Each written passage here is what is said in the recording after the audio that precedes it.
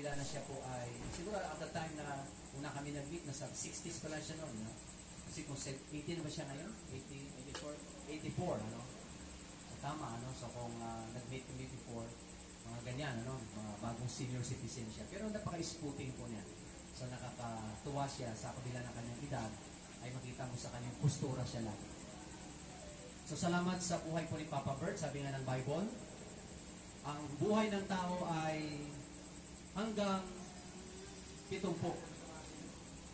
Subalit, sabi niya kapag ka medyo malakas, aabot ng 80. At si Papa Bert ay umabot ng 84 years.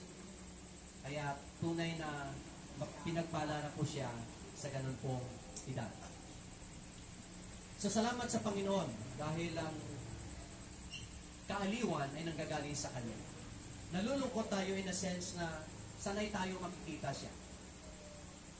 But on the other hand, may kagalakan sa puso natin dahil sa alam po natin isang araw, sabi nga, huwag natin sasabihin kay Papa Bert ang goodbye.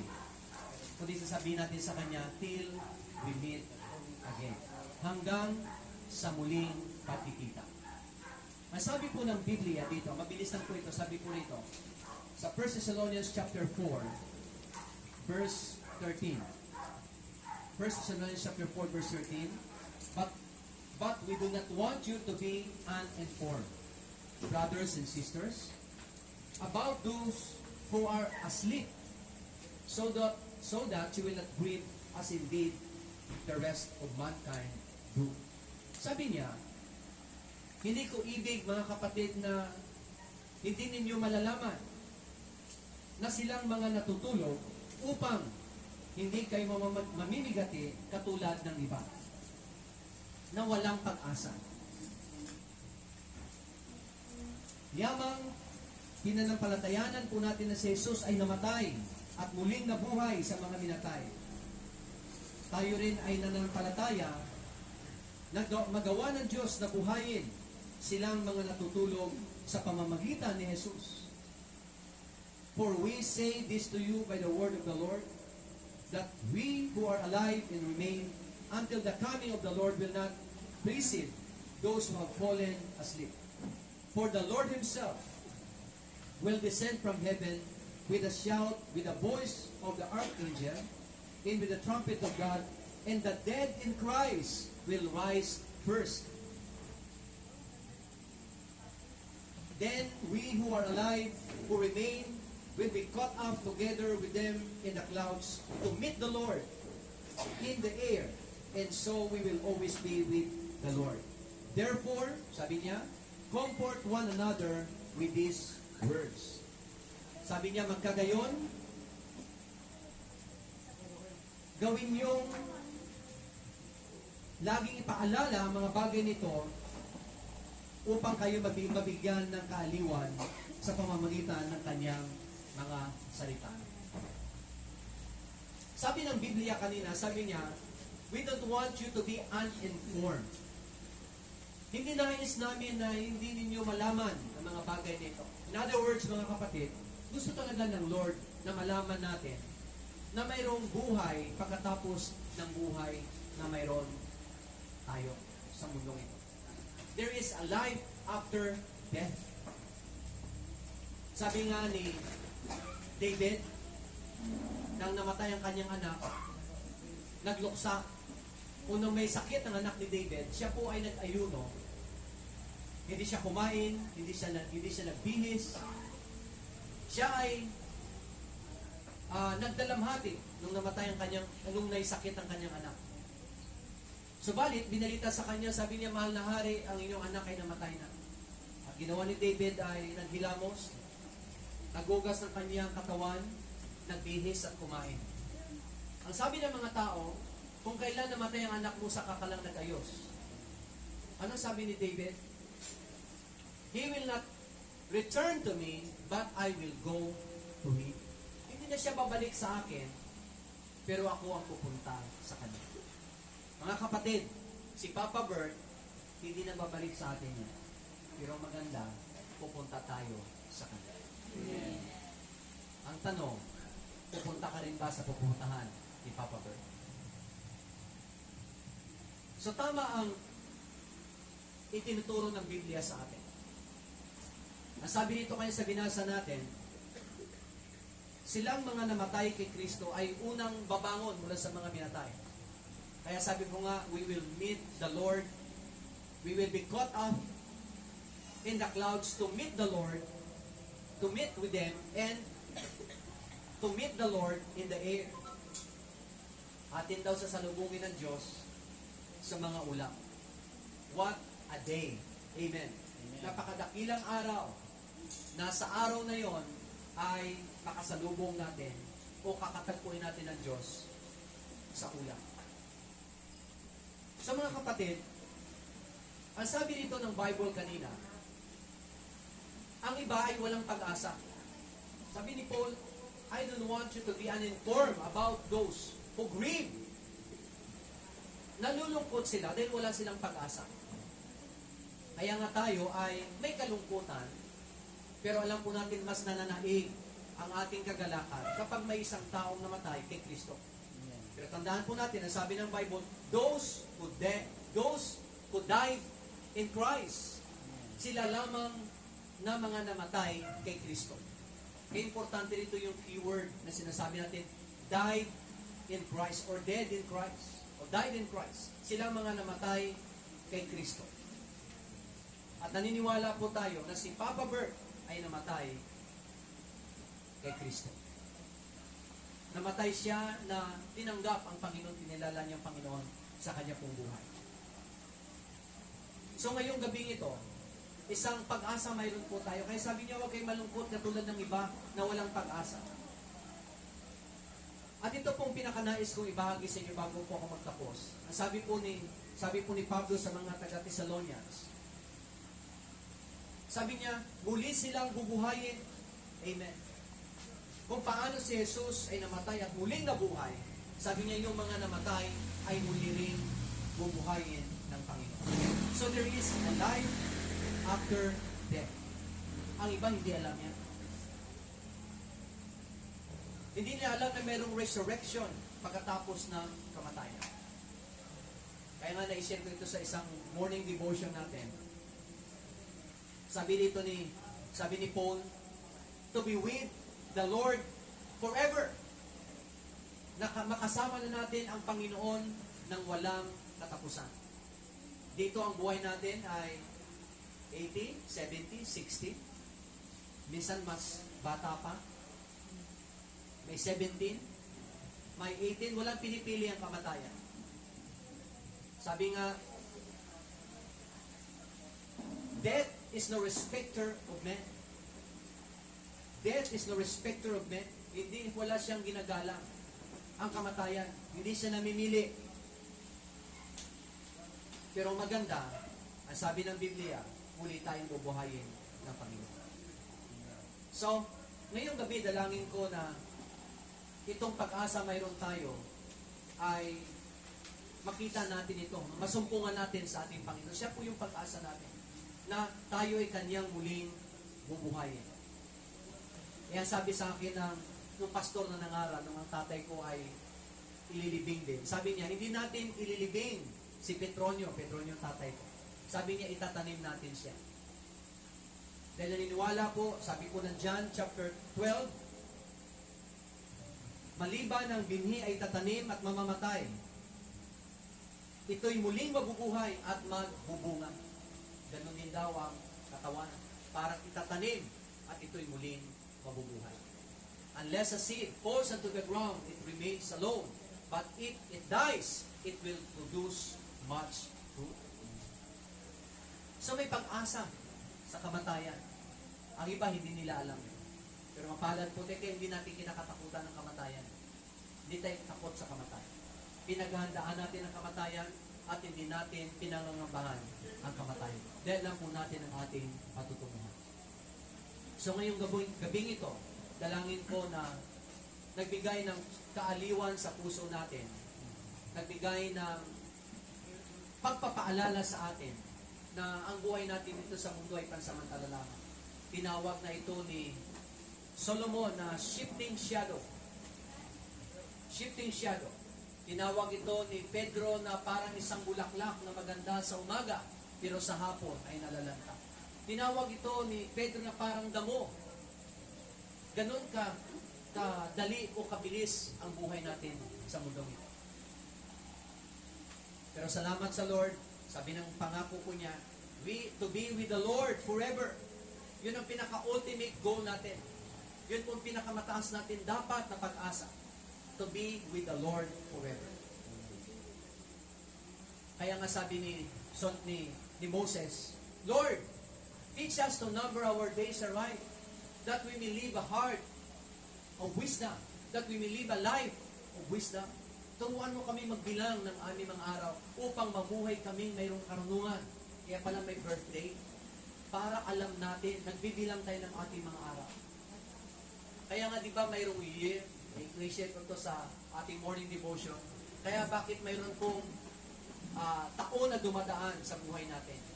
Kasi dahil nga yung sun, ang earth nagre-revolve around the sun, kaya tumatakbo yung taon, tumatanda tayo. Pansin nyo yung tumatanda tayo. Kasi, habang umiikot ang araw, ang mundo sa araw, umiikot din ang taon. So, kaya mayroon tayong 2022, 2023, 2024. Kaya nagkakaroon ng tinatawag nating time dahil sa tinatawag nating pag-ikot ng mundo sa araw.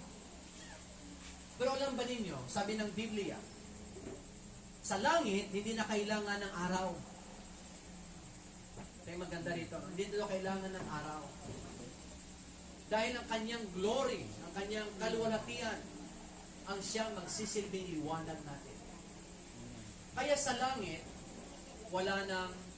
there is no longer time. Wala nang time sa langit. Wala nang time, kasi wala nang araw. Are you getting the point, mga kapatid? Wala nang araw. Kaya tama si Paul, to be with the Lord forever. Ngayon, anong araw ay Friday? Dahil lumubog ang araw, sisikat siya bukas, Saturday. So may araw kasi, pero pagdating sa langit, wala nang araw. Kaya sabihin sa katabi mo, may araw ka rin.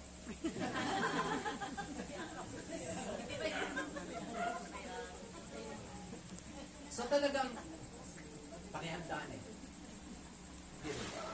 So, mga kapatid, ito yung napakagandang pag-asa mayroon. Kaya nga ito yung hope na sinasabi ni Paul. Ito yung hope na mayroon tayo para sabi niya, huwag kayong matulad sa iba dyan na masyado nilang they live a life of grieving. Namumuhay sila sa kalungkutan dahil wala silang pag-asa. So, salamat sa Lord, punong-puno tayong ng pag-asa. There is life after death. Ang sabi po ng mga Hinduism belief, kapag namatay daw ang tao, lalabas ang kaluluwa sa kanyang katawan at maghahanap siya ng papasukan ng panibagong kaluluwa. Pero habang naghihintay daw siya ng papasukan, papasok muna daw yung kanyang kaluluwa sa hayop.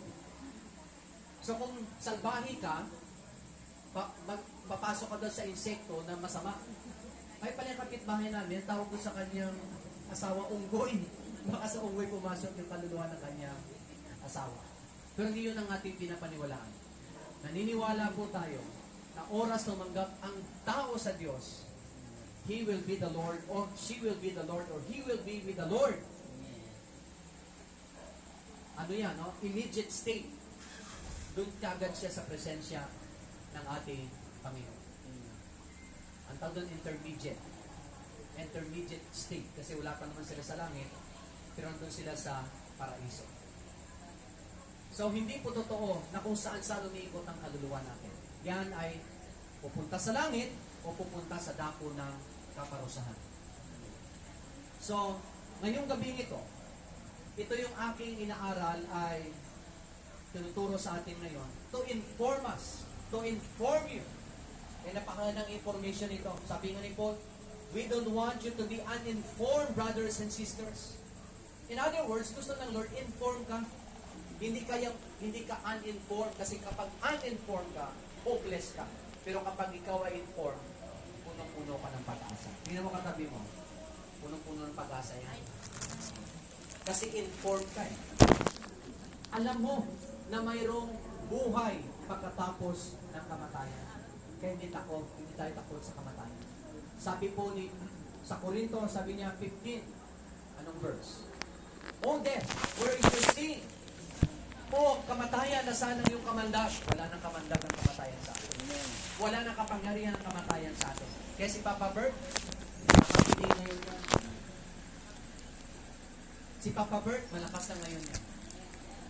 Kasi ang katawan niya na namumina at nawala eh. Pero ang kanyang kaluluwang buhay na buhay sa piling ng ating Panginoon. Sabi ng Bible, John 11,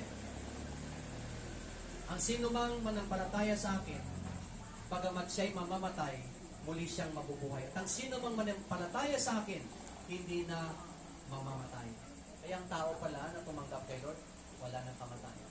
Amen. Nilipat ka lang. Kaya ang nangyari kay Papa Bert, translation. He was translated from this earth sa presensya ng Panginoon. Translasyon ang tawag nila doon, diba? Translated. He was being translated from earth papunta sa presensya ng ating Lord. So there is hope. At natapos po ni Papa Bert ang kanyang buhay. Nakita niya ang kanyang napakaraming apo. Nakita niya ang kanyang mga anak na naglilingkod sa Panginoon. Yan pinakamaganda na iniwan ni Papa Bert para sa akin. So salamat sa Diyos. Kaya si Papa Bert ay malapit yan sa akin dahil kailonggo ko yan eh. Kaya kapag kami nagkikwentuhan dalawa, nag-iilonggo kami dalawa. So masarap pa rin kasi pakinggan yung kababayan mo na nag-uusap kayo sa inyong dialect. So salamat sa Lord. Mamimiss natin ang kanyang presensya. Pero sabi nga natin kanina, nakalagay dito, di ba? Born. Kailan pinanganak si Papa Bert? January 9. Died. Namatay siya kailan? August 10. Kulang yan eh. Dapat yan may resurrection day. Yung ang anak ko nung namatay, nilagyan ko sa ilalim, resurrection day. Very soon. Dapat hindi lang, baka ilagyan ni Ate Marito. Born, died, resurrection day. Kailan? Very soon. Malapit na po, i-resurrect tayo kapag dumating na ang Panginoon. Amen. So may hope. Ito parang walang hope, di ba? Born, died, wala na. Pero mayroon palang resurrection day. Amen? Mayroon tayong muling pagkabuhay. Kaya ang ating sasabihin kay Papa Bert, hindi goodbye, but good night. Hindi goodbye, but till we meet again. Tayo pong lahat ito.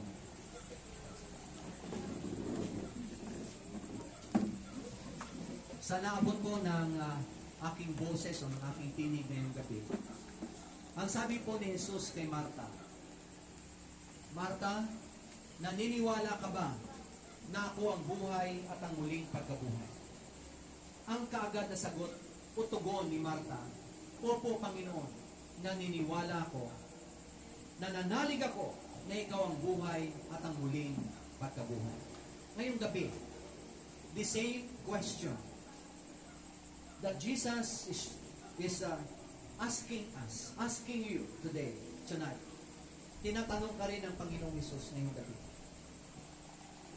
Anak, naniniwala ka ba na ako ang buhay at ang muling pagkabuhay?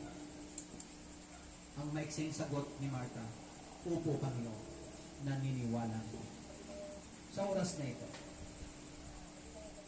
hinihintay ng Diyos ang iyong sagot sa kanyang katanungan. Do you believe that I am alive in the resurrection? So sa oras na ito, ano ang maging tugon mo sa Panginoon? Are you a believer? Believing that Jesus is the life and the resurrection? Kung nais mo pong sabihin sa Kanya na nananalig ka, sabi po ng Biblia, if we confess with our mouth, if we confess Jesus, our Lord, you shall be saved. We shall be saved. Kaya nais ng Lord, ipo-confess natin ng ating mga bibig at paniwalaan na siya ang buhay at muling pagkabuhay. So kung nais mo pong tanggapin si Jesus, ikumpisal mo ito ngayon, sasabihin mo ngayon. At sabayan mo ang panalangin ito ng pagtanggap at pagkilala sa Panginoon. Sabihin mo, Panginoon. Sige po, sabihin natin, Panginoon. Panginoon, Marami pong salamat. marami pong salamat Na ngayong gabi, na ngayong gabi. aking naunawaan Akin na ikaw ang buhay at ang muling pagkabuhay. Nananalig po ako kung paanong si Jesus ay namatay at muling nabuhay.